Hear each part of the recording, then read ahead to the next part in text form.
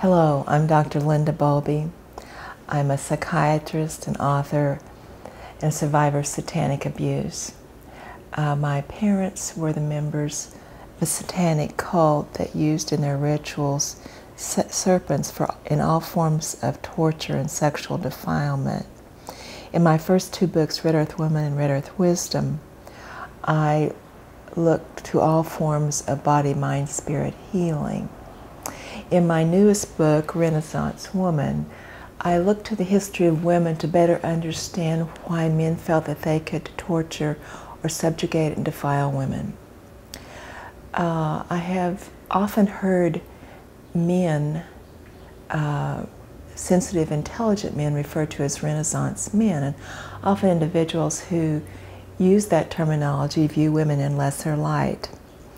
I then discovered that in Webster's Dictionary, Renaissance men are defined as men who have wide interest in many areas of expertise.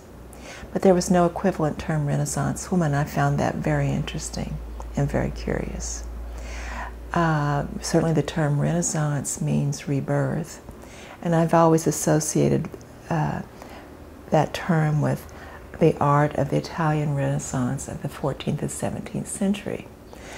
And certainly that art was just a rebirth of classical Greece. So I thought perhaps I could find my answer in examining the art and social structure of classical Greece, the transitional period of the Middle Ages, and then the Italian Renaissance.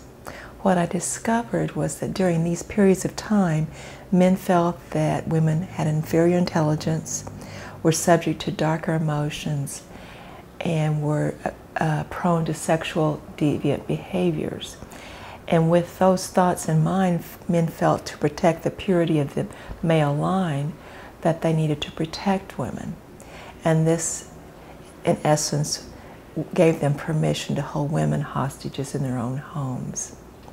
During these periods of time, it was a greater crime to steal a man's money than it was to rape a woman. In fact, to rape a woman, the crime was not against the woman, but against her husband or her father or her brother.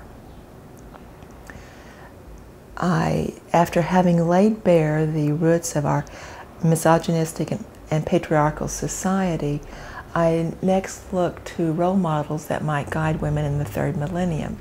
And this took me to the annals of the goddess cultures and wisdom women and warrior women that have been present throughout time. In my research, I discovered that for thousands of years, women have been revered as a sacred vessel of birth and rebirth.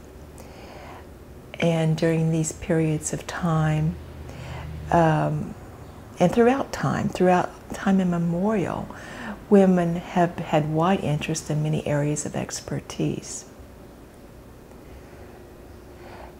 After having examined and really explored ways that women might begin to embrace their own femininity and feel incredible pride in their own womanhood, I looked to the restoration of the sacred balance of the masculine and feminine, because the Renaissance Woman is not a book about denying the incredible wonder of the masculine energy, but it's about the restoration of the sacred balance of the masculine and feminine energies, both within ourselves, because we each have masculine and feminine energies within us. But it also the restoration of the masculine and feminine energies between individuals. And in this restoration, the earth will see a greater balance of energies, and that will promote planetary healing in our environment as well as peace.